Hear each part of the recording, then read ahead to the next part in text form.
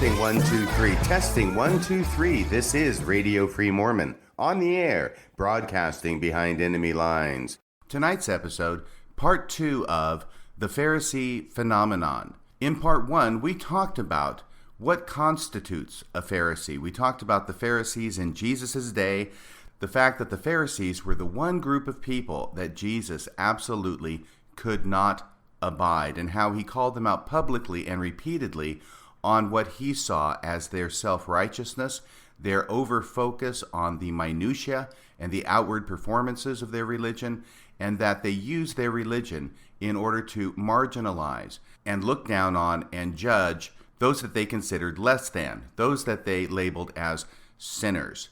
And that whereas Jesus was very kind and loving and supportive to those that the Pharisees saw as sinners, he did not have the same feelings towards the Pharisees. I then told several stories of my own experience in the church in which I encountered different degrees and elements of Phariseeism, and also some stories where I encountered exactly the opposite. We then began looking at different examples of Phariseeism in the leadership of the LDS Church. The first two things that we talked about at that time were, number one, the large plush seats that the general authorities sit in at General Conference. And we compared that to when Jesus called out the Pharisees for loving the chief seats at the synagogues, and how that was not a good thing in Jesus' book. We then looked at the wearing of white shirts in the LDS Church, and how that has gone from being a suggestion by the general authorities to something that is basically required among the membership of the church, at least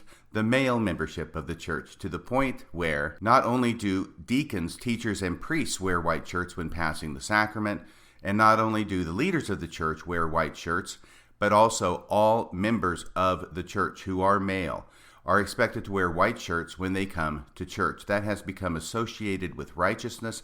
It has become associated with the appropriate way to dress when we go to church. We then compared the LDS wearing of white shirts to church with what Jesus had to say to the Pharisees, that they also had taken to wearing certain articles of religious clothing in order to broadcast to the public how righteous they were. That it wasn't so much the articles of clothing that they wore that Jesus objected to, but the fact that they did it to be seen of men, so that other men would know how righteous they were. So those were the first two examples that we gave of Phariseeism in the LDS Church today. We're going to continue today with the rest of the examples. I told you that there were 12 examples that we will cover. Now we're to example number 3.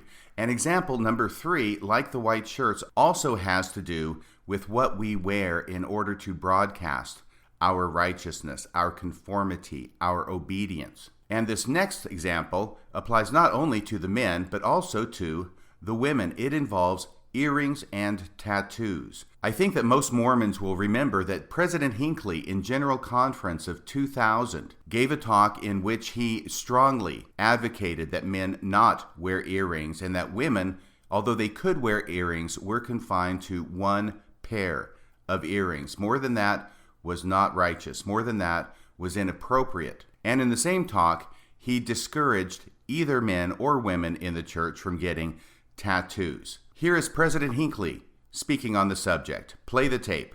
It is sad and regrettable that some young men and women have their bodies tattooed. What do they hope to gain by this painful process? Is there anything virtuous, lovely, or of good report or praiseworthy in having unseemly so-called art impregnated into the skin to be carried throughout life, all the way down to old age and death? They must be counseled to shun it. They must be warned to avoid it. The time will come that they will regret it, but will have no escape from the constant reminder of their foolishness, except through another costly and painful procedure. I submit that it is an uncomely thing, and yet a common thing, to see young men with ears pierced for earrings, not for one pair only, but for several. They have no respect for their appearance. Do they think it clever or attractive to so adorn themselves? I submit it is not adornment. It is making ugly that which was attractive Not only are ears pierced, but other parts of the body as well, even the tongue. It is absurd. We, the First Presidency and the Council of the 12, have taken the position, and I quote, that the Church discourages tattoos. It also discourages the piercing of the body for other than medical purposes, although it takes no position on the minimal piercing of the ears by women for one pair of earrings. So not only does President Hinckley state as the president of the church that men should not wear earrings and that women should wear only one pair, he also quotes a statement from the First Presidency and the Council of the 12 to the same effect. Now I want to tell you a story, once again from my experience at the Missionary Training Center, which illustrates why it is that a suggestion or a recommendation from a general authority as to what to wear or how to act, when that recommendation is associated with righteousness, it is something that over time everybody tends to get in line with. And this helps explain why in 1972, men attending the general priesthood session of conference wore a variety of colored shirts. Today, they wear only white. This is something that takes place over time, and here's how it happens. As I said before, I went to Japan on my mission, which meant I spent 2 months at the Missionary Training Center in Provo, Utah, and we had classes every morning, every afternoon, and every evening, except for Sundays and P days. But we were in those classes all the time. And at the beginning of the class, we would have an opening prayer, and at the end of every class, we would have a closing prayer. During the classes, we would be seated at our little desks in one small room with our teacher at the front. And when we gave the closing prayer, we would all stay seated in our desks. That is, we would all stay seated except if one person got out of their desk and knelt on the floor. Because if one person got out of their desk and knelt on the floor for closing prayer, it was incumbent upon everybody else to also get out of their desks and kneel on the floor. The person who is kneeling on the floor is setting a higher example of righteousness for the rest of the class. And even though it would be okay to sit in your desk to pray if everybody else sat in their desk to pray, as soon as one person kneels, now everybody else has to get out of their desk and kneel. We even laughed about it at the MTC, that if someone kneels, everybody has to kneel. But this is the way that Phariseeism can become widespread throughout the church. If one person sets an example of what is generally considered to be more righteous behavior, then everybody else feels compelled to conform to that example. In the same way, white shirts have become the norm in the LDS culture. And that is because, as we have seen from the quotes that I have given, wearing a white shirt has become associated with righteousness. It has become associated with purity. It has become associated with the appropriate thing for men to wear to church. And therefore, over time, all men have come to wear white shirts, to the point where, as I said before, if you go to church and you wear something other than a white shirt, you are doing so consciously, and you are doing it to make a statement of some sort, and you do it knowing that you will not be fitting in and that other people will be looking at you sideways for wearing something other than a white shirt. The same thing has happened with earrings after this announcement by President Hinckley, and tattoos as well. But tattoos can be covered more by clothing than earrings can. The earrings are out there for everybody to see. So earrings became associated with righteousness, and a woman who wore one pair of earrings, or no earrings, but one pair of earrings, was following the prophet's counsel, was being righteous. But if a woman wore more than one pair of earrings, she was, by definition, not being righteous.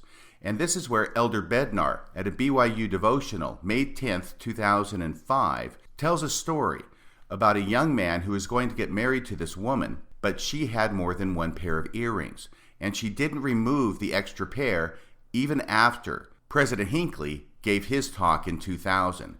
And because of that, because she wore more than one pair of earrings, she was seen as unrighteous, and she was seen as unrighteous to the point where it was the proper thing for this young man to do to call off his plans to marry this young woman, even though he was very much in love with her and would have married her otherwise.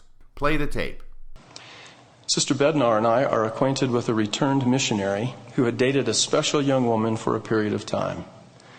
This young man cared for the young woman very much, and he was desirous of making his relationship with her more serious.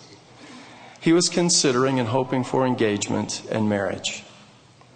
Now, this relationship was developing during the precise time that President Hinckley counseled the Relief Society sisters and young women of the church to wear only one earring in each ear. The young man waited patiently over a period of time for the young woman to remove her extra earrings, but she did not take them out. This was a valuable piece of information for this young man, and he felt unsettled about her non-responsiveness to a prophet's pleading.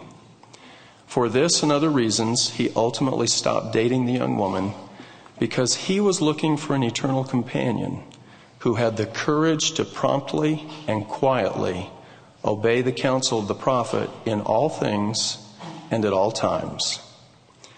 The young man was quick to observe that the young woman was not quick to observe. So Elder Bednar concludes that story by saying the issue was not earrings. Well, what he means by that is that the issue was that she was not quick to observe the counsel of the prophet of God and follow exactly what he had to say, even down to how many earrings she wore. But frankly, the issue was earrings, Elder Bednar. Let's look at it this way. Let's say that the president of the church had never made that statement back in 2000, that President Hinckley had never given that talk, or that the First Presidency and the Council of the 12 had never weighed in on the issue as quoted by President Hinckley. Let's say it was just never addressed in the church, how many earrings a woman could wear. If it had never been addressed, it would never have been an issue for this young man, and he would have gotten married to this young woman, and hopefully they would have lived happily ever after. But because the leaders of the church chose to make an issue out of how many earrings a woman could wear, that's why it became an issue. So really, Elder Bednar, the issue was the earrings. And the reason the issue was the earrings is because the church leaders decided to make earrings an issue.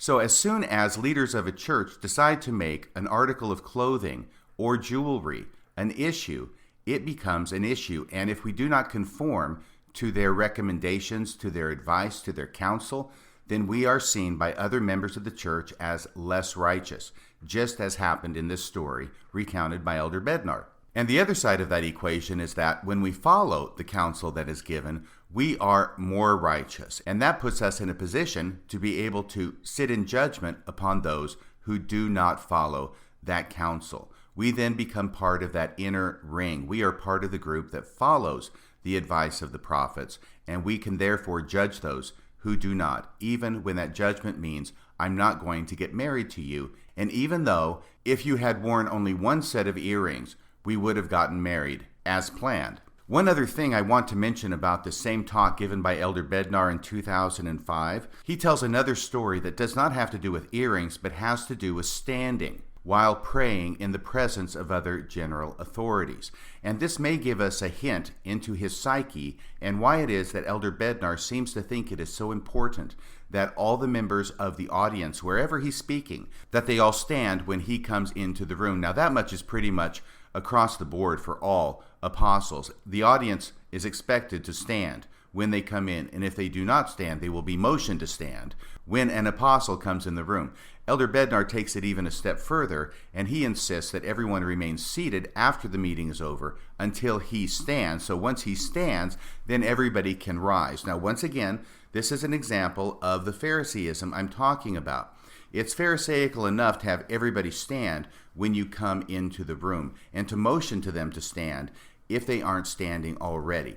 That alone is a sign that an apostle is better than everybody else in the church, because everybody else has to stand when an apostle comes into the room, but they don't have to stand when a non-apostle comes into the room.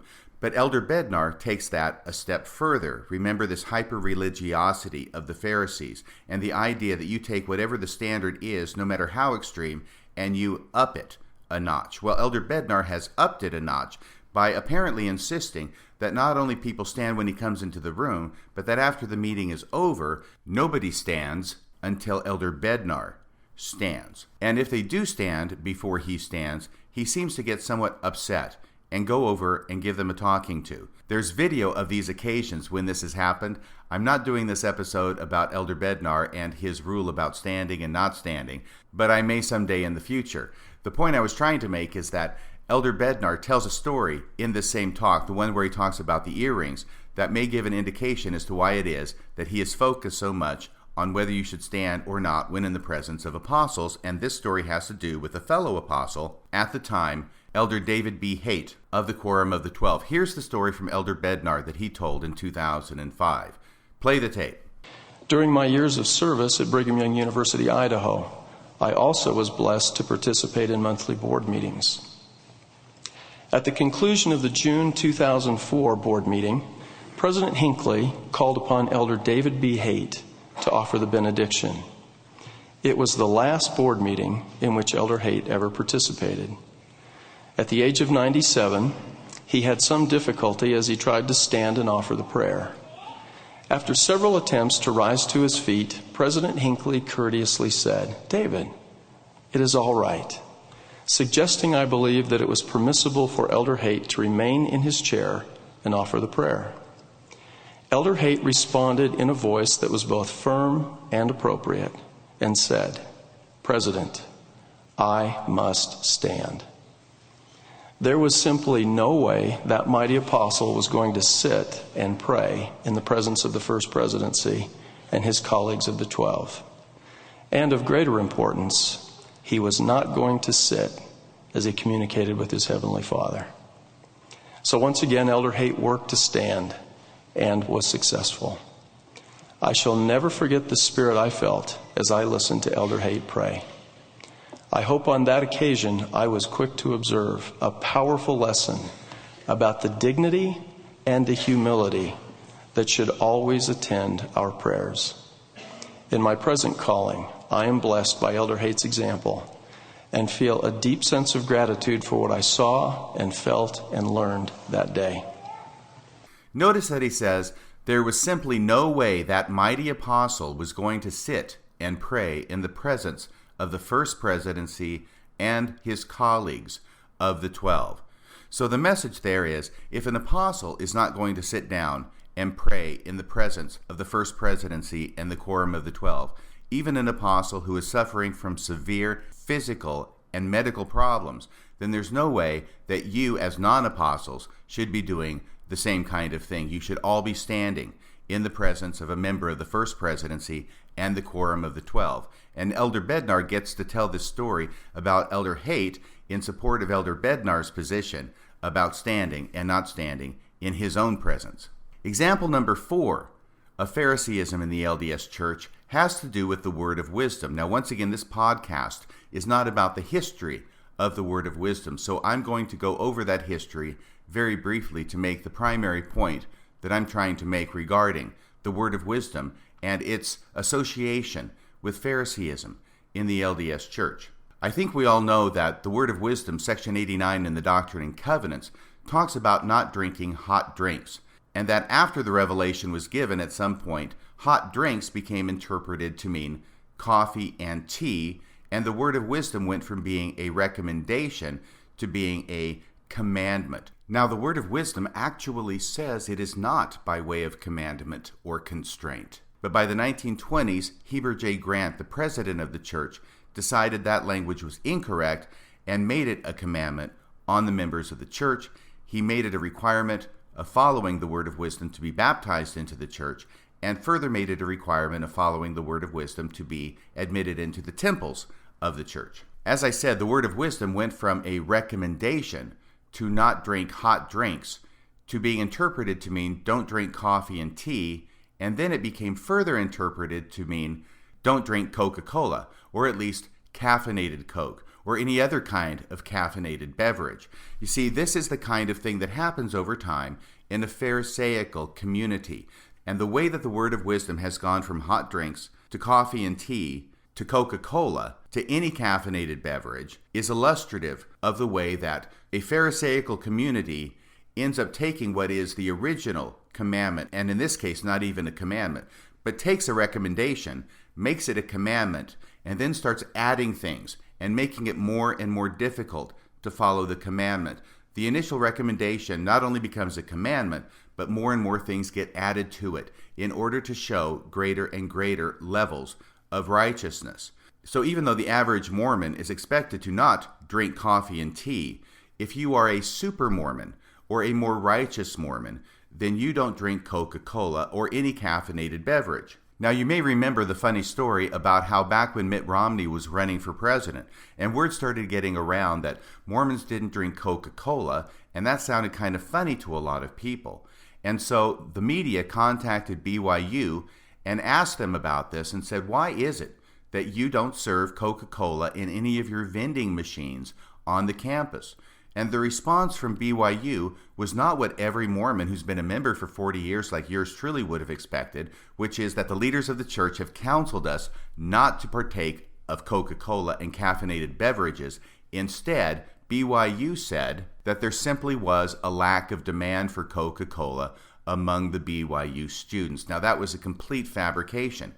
Obviously, it was because the leaders of the church had recommended against drinking caffeinated beverages. But because they knew that this sounded too weird, and because they knew this was going to be reaching a lot of people because of the publicity associated with the Mitt Romney campaign, BYU, which means the leaders of the church through BYU, they didn't say this without consulting with the leaders of the church who sit on their board of directors, they said, no, it's just because there's a lack of student body demand. And of course, right after that, some enterprising young student at BYU circulated a petition to have Coca-Cola put into the vending machines. Now, I don't know what happened as a result of that petition. Once the spotlight was off BYU, I expect things are back to normal and they don't have caffeinated beverages in their vending machines. I am open to being corrected on this if there's someone out there who knows any differently. But frequently, the church will say one thing to its members and a different thing to the public. And this was a classic example of that. I don't know if that is part of the Pharisee phenomenon, but it's certainly part of the Mormon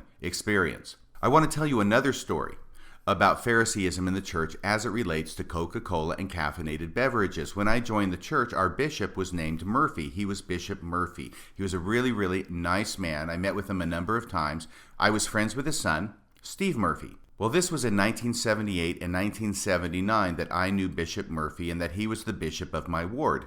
But 10 years later, in 1989, I moved back into the area in order to study for 2 months for the bar exam. And during that time period, I went to church and I found out that my Bishop Murphy had been promoted to stake president. So now it was stake president Murphy. And I remember sitting with him one day and just chatting about old times and finding out from President Murphy that he did not like caffeinated beverages, that he thought that was against the word of wisdom. I mean, pretty much everybody understood at the time that it was against the word of wisdom, but that he had taken it upon himself to add Coca-Cola to the temple recommend interview questions.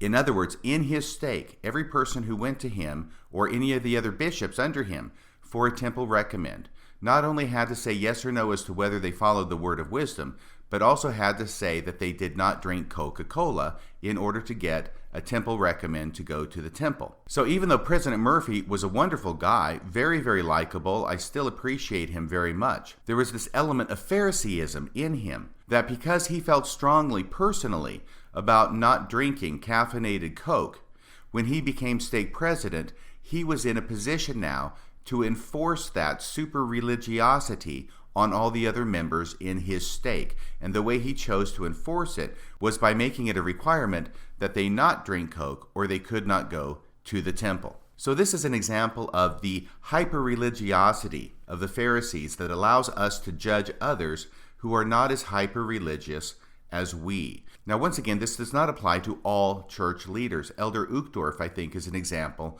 on the other side of the fence. He's the one who said, "Don't judge me because I sin differently than you." That is an anti-Pharisaical statement, and I think that Elder Uchtdorf is anti-Pharisee. And I don't know how it feels to be Elder Uchtdorf, an anti-Pharisee, when he is surrounded by Pharisees.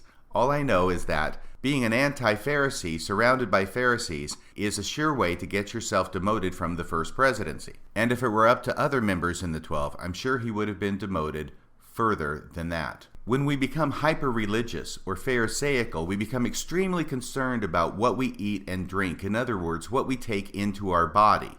And while health has its place, and while health is important, it was not the priority of Jesus.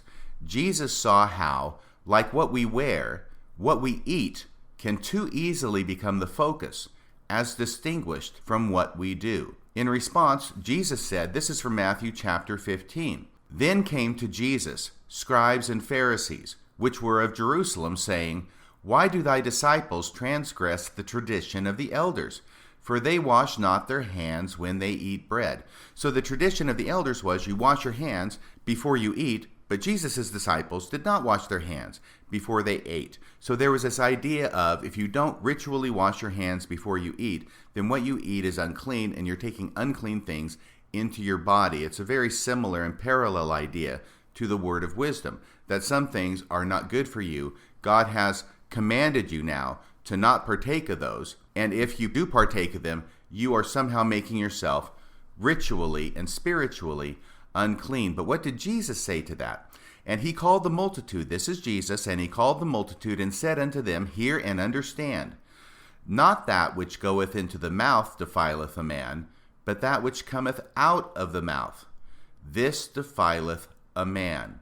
So once again, Jesus, when he's confronted with this pharisaical tradition, he focuses on what is inside of us. What we eat is not important. It's what comes out of us that's important. It's what's in our heart that's important. It's how what's in our heart manifests itself in our words and in our actions to our fellow men that is important.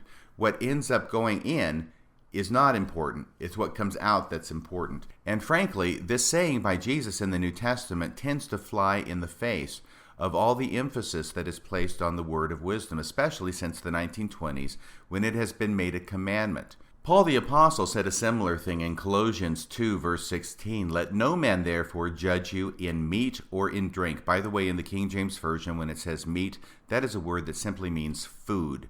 So what he's really saying is, don't let anyone judge you in food or in drink. In other words, in what you eat or what you drink, or in respect of a holy day, or of the new moon, or of the Sabbath days. Don't let anybody judge you, because what you eat and drink is not important. That is Phariseeism. And Paul himself, being a Pharisee, knew what he was talking about. Jesus himself drank wine. In fact, one of the criticisms about Jesus was that he was a wine bibber. That's from Matthew 11:19, where Jesus says, "The Son of Man came eating and drinking, and they say," i.e. the Pharisees, "and they say, Behold, a man gluttonous and a wine bibber, and friend of publicans and sinners. But wisdom is justified of her children." Jesus did drink wine. In fact, the first miracle that he performs, as recorded in the Gospel of John, is that he turned water to wine at a wedding. Now, some people want to excuse Jesus for his infractions of the word of wisdom. He should not have been drinking wine, but really, that was all they drank back then was wine, because you couldn't drink the water because it was too filthy and you would get sick. Actually, there is some truth in that, but it's not completely true. They actually did drink water back then. In fact, the miracle at Cana is found in John chapter 2. If you go just 2 more chapters in the Gospel of John, you will find Jesus at Jacob's well, where he talks to the woman at the well. You remember the Samaritan woman. And do you remember what it was that Jesus asked her to do? Well, if you said he asked her to draw water from the well so he could have a drink, you go to the head of the class. So the question is, if Jesus couldn't drink water, and that's why he drank wine, why is he asking the woman at the well to draw him water so he could have a drink? Now, that quote I gave from Matthew 11:19, where Jesus is called a wine bibber, is also going to serve as our very next example, because it goes on to say, not only do they call Jesus a wine bibber and criticize him for drinking wine. Oh, and by the way, a wine bibber, it's not a term we use often now, but a wine bibber is not someone who just drinks wine. It's someone who drinks alcohol frequently. It's a person who drinks it a lot. That's what a wine bibber is. And that's what the criticism was of Jesus. But that verse goes on to say that they criticized him because he was a friend of publicans and sinners. We're going to leave publicans to the side right now and just focus on sinners. This is one of the problems that the Pharisees had with Jesus, that he hung out with sinners. He was their friend. This was something the Pharisees found objectionable, that Jesus would spend time with those whom they considered sinners. Jesus even had a publican or a Jewish tax collector as one of his apostles. That was Matthew. The Pharisees felt that if they spent time with the sinners, they would somehow become ritually unclean, or they would be thought of as unclean. If other people saw them spending time with the sinners, then other people might think that the Pharisees agreed with them or condoned their sinning or supported them in some way. Now compare this with what Elder Dallin H. Oaks said in 2006 in an interview that is still available on the church website at the Mormon Newsroom. For those keeping track, this is number 5 on our list of 12 examples of Phariseeism in the LDS Church. The title is Interview with Elder Dallin H. Oaks and Elder Lance B. Wickman, Same Gender Attraction. If you Google that, you will come up with this interview on the church website. This was a staged interview between the Public Affairs Department and Elder Oaks and Elder Wickman.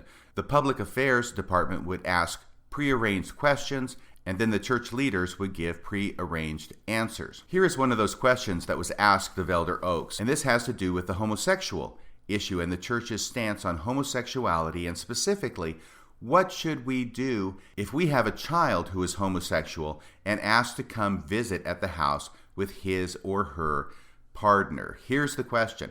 At what point does showing that love, you see, Elder Oaks has already talked about how we need to love people who are homosexual. And his answer here is going to show that that's really pretty much just a platitude.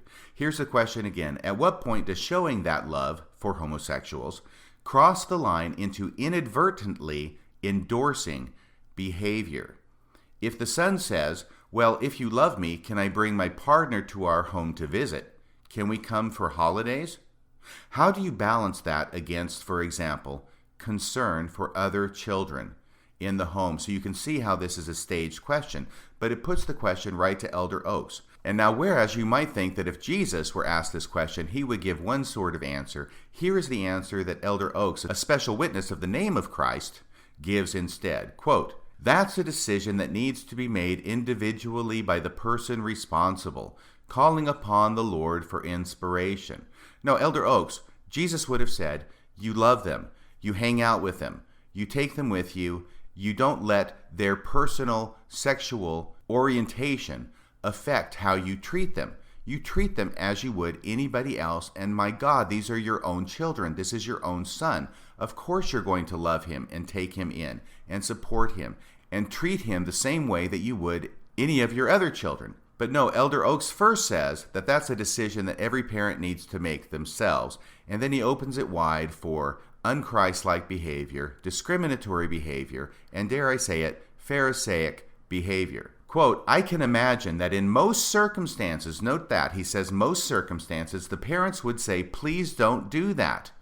Don't put us into that position. So this is what Elder Oaks thinks is proper and appropriate in most circumstances. No, you cannot come over to our house. You cannot visit with your partner. This is exactly the same criticism that the Pharisees had of Jesus because he hung out with the sinners. Even if we take it for granted that Elder Oaks considers a person who is living in a homosexual relationship to be a sinner, this is not what Jesus would do. This is the exact opposite of what Jesus would do. But on the other hand, it is exactly what the Pharisees in Jesus' day did and what they criticized Jesus for doing. Elder Oaks goes on, surely if there are children in the home who would be influenced by this example, the answer would likely be that. There would also be other factors that would make that the likely answer. So this is the likely answer. No, you can't come over. Just don't even bother. And also, you want to play the victim card too. Please don't do that. Don't put us into that position. You see, we're the victim here because you're wanting to come over and visit your family. But Elder Oaks isn't done. I can also imagine some circumstances in which it might be possible to say, yes, come, but don't expect to stay overnight. Don't expect to be a lengthy house guest. Don't expect us to take you out and introduce you to our friends or to deal with you in a public situation that would imply our approval of your partnership. So here, Elder Oaks is saying the most likely and most common and most appropriate response would be, no, you can't come over. But it would also be possible to say, yeah, you can come over, but don't expect to be seen in public with us and don't expect us to introduce you to our friends. That has got to be one of the most pharisaical statements I have ever heard in my life, and personally, that buries the needle on my Pharisee meter. So at least in this one instance with this one apostle who is now the first counselor in the first presidency, we have him advocating a position that is in complete contradiction to what Jesus would say and is in complete harmony with what the Pharisees would say. Another thing about Elder Oak's comment in the interview on the church website is that what he is advocating sounds suspiciously like shunning. If you are not going to allow someone and your own child over to your house for the holidays because they are in a gay relationship, that is shunning. If you are not going to take somebody out with you because you're afraid of being seen with them, especially when that person is your own child, that constitutes shunning. When you are not going to introduce somebody to your friends because you are afraid of how that will make you look, especially when that person is your own child, that constitutes shunning. So what Elder Oaks is advocating here in the form of shunning is very different from what Elder Holland said back in 2012. Back in 2012, Elder Holland was being interviewed by a reporter from the BBC, and the reporter had gone out and talked with some former members of the church who told him that they had been shunned as a result of leaving the church. The reporter followed up on this allegation in his interview with Elder Holland, and this is the question and answer that Elder Holland gave regarding the practice of shunning in the LDS Church. Compare what Elder Holland has to say in this BBC interview with what Elder Oaks said in the interview available on the church website that we just quoted. Play the tape. Does the Mormon Church shun people who leave? No. Of course we don't. We don't use that word, and we don't know that practice. If I had a son this very day, given the office that I have and the visibility that means, if I had a son or a daughter who left the church or was alienated or had a problem, I can tell you I would not cut that child out of family life. Well, this is a remarkable thing. Elder Holland says in 2012 that if he had a child who left the church for any reason, that Elder Holland would not allow that to cause him to cut that child off from family life. And yet Elder Holland's fellow apostle, Elder Oaks, is advocating exactly that, not just for himself, but for members of the church, that they pray to God over the situation, but then he follows it up by saying that a likely answer in such a circumstance, when a child in a gay relationship or gay marriage wants to come home for the holidays, for Christmas, or go out with the folks for dinner, that the answer to that would be no. Don't put us in that position. It's not going to happen. That constitutes cutting the child off from the family. So here we're getting mixed messages from two fellow apostles in the Church of Jesus Christ of Latter-day Saints. Now, it is possible that they simply have two different opinions on the subject, but we have to remember it is in the same interview with the BBC that Elder Holland fudges the truth on other issues as well. So I'm somewhat suspicious that Elder Holland is not really representing his true inner thoughts. But let's look at another data point on this issue from another apostle, a fellow apostle of both Elder Holland and Elder Oaks. I am talking about Elder Christofferson, because in General Conference a few years ago, Elder Christofferson also advocated shunning of family members. Now, this is the most unchristlike thing that a person could do, is to shun a family member, or anybody else for that matter, but to shun a family member, a child, because of a disagreement over what that child says, how that child acts,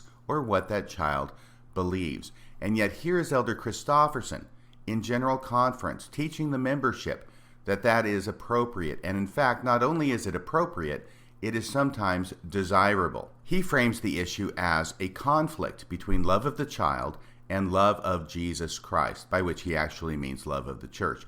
And that if there's a conflict between the two, your love of Jesus has to trump, which may mean that your relationship with the child or other family member may be interrupted. That is the phrase he uses, that your relationship may have to be interrupted, or your support or tolerance of the family member suspended. So that is the language Elder Christofferson uses to describe the practice of shunning family members in the LDS Church, a practice which he encourages, which he advocates, and which he teaches is appropriate under certain circumstances. And it seems obvious from the context in which he is speaking that this relationship must be interrupted because of bad behavior of the child, and it will remain interrupted until that child gets his act together, gets back on the straight and narrow, and starts behaving in a way that the parent deems is appropriate, by which is meant gets in line once again with the teachings of the church. Now, you will hear Elder Christofferson try and distinguish this shunning behavior by a parent to a child or to another family member as different from the love that the parent has for the child. The parent continues to love the child, only the parent has to shun the child. And actually, the reason the parent has to shun the child is because the parent loves the child so much. So at one and the same time, the parent's love for the church trumps the parent's love for the child, and that is why the parent has to shun the child. And yet, the parent is showing this great love for the child by shunning the child. This is a difficult argument to make, and it gets a bit complicated. So let's hear what Elder Christofferson has to say about it, and how he shows that the practice of shunning a child is actually what Jesus would do. Play the tape. The challenge we may confront is remaining loyal to the Savior and His church in the face of parents, in-laws, brothers or sisters, even children, whose conduct, beliefs, or choices make it impossible to support both Him and them. It's not a question of love. We can and must love one another as Jesus loves us. As He said, "By this shall all men know that ye are my disciples, if you have love one to another." But the Lord reminds us, "He that loveth father or mother more than me is not worthy of me, and he that loveth son or daughter more than me is not worthy of me." So although familial love continues, relationships may be interrupted, and according to the circumstances, even support or tolerance at times suspended for the sake of our higher love. And in reality, the best way to help those we love, the best way to love them, is to continue to put the Savior first. So a quick recap. First, Elder Oaks tells the church that Heavenly Father will most likely tell them to reject the request of a son to come home for the holidays with his gay partner. In other words, Elder Oaks says that shunning is okay, and in fact, the most likely answer that Heavenly Father would give to such a prayer. But on the other hand, Elder Holland tells the public he would never cut such a child off from his family. But on the other hand, Elder Christofferson goes back to what Elder Oaks said and tells the church in general conference that interrupting family relationships with such a child is what Jesus would do. And in fact, shunning the child is the best thing we can do for them and the best thing we can do to show our love for the Savior. Once again, this is the aspect of the Pharisees that Jesus hated the most, when church leaders would use their position to harm those they were supposed to care for, and to do it in the name of religion. That the righteousness of the leaders trumped their responsibility to care for the marginalized in their own religion. In the name of Christ, modern LDS church leaders advocate treating others in a way Christ never treated others, and they do so as a manifestation of their devotion to Christ, and they advocate that the members do the same thing. Elder Christofferson says we need to shun family members as a show of devotion to Jesus, that there are times when our love for Christ is at odds with our love for our family members, and in such situations we must always choose our love for Christ, by which he of course means our love for the LDS Church.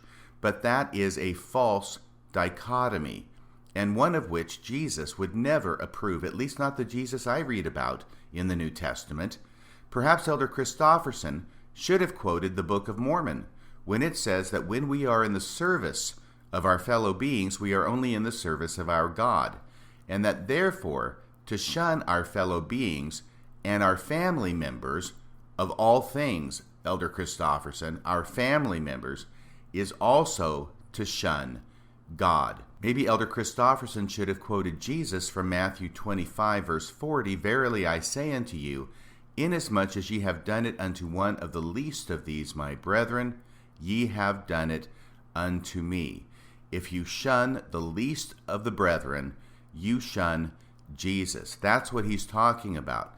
You see, Jesus also talked about if you visit someone in prison, you are visiting me. We often gloss over that aspect of the parable of the sheep and the goats from Matthew 25, from which this other quote comes, that if you visit people in prison, then you also visit Jesus. It's the same thing. If you don't visit people in prison, then you don't visit Jesus.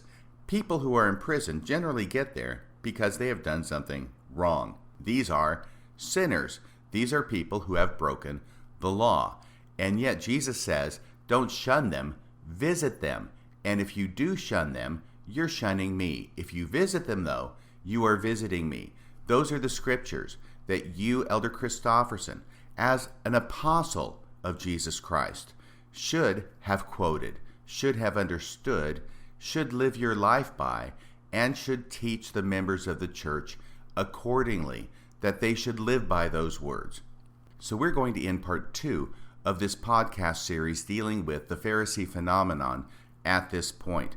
I am not sure that we have any other examples that are going to be more flagrant, more out of bounds, more calling for flags on the field than this example of shunning members of the church as a sign of love for God, love for Jesus, and as a sign of one's own piety and righteousness. We are not going to get an example better than that to show that modern leaders of the church are squarely in the camp of the Pharisees and squarely in the camp against the Jesus of the New Testament. And to the extent that Jesus Christ from the New Testament is leading the church today, the modern apostles appear to be dead set against him. Well, that's all the time we have for today, and we've only gotten up to number 5 in our list of 12. When it comes to discussing examples of Phariseeism in the LDS Church, there unfortunately appears to be a lot to talk about. I will have to be doing a part 3 of this podcast, and heaven help us if I have to do a part 4. That's about all for tonight. Until next time, this is Radio Free Mormon, signing off the air.